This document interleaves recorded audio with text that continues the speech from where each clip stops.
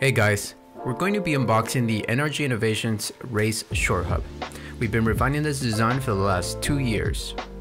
Let's see what comes in the box. Inside you'll find some product information, an NRG product catalog, and a vinyl sticker. Now time to unwrap the Race Hub. Our Race Hubs are made out of air-crafted aluminum 7075. It can work with the lock, but not the quick tilt.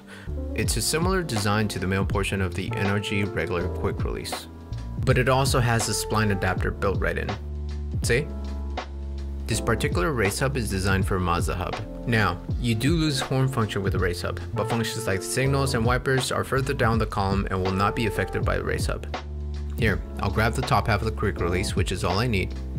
All you have to do is engage the tube, and there you have it. Saves you around an inch and a half in space compared to the regular hub and quick release setup. Well, that's it for today, guys. Thanks for watching. Until next time.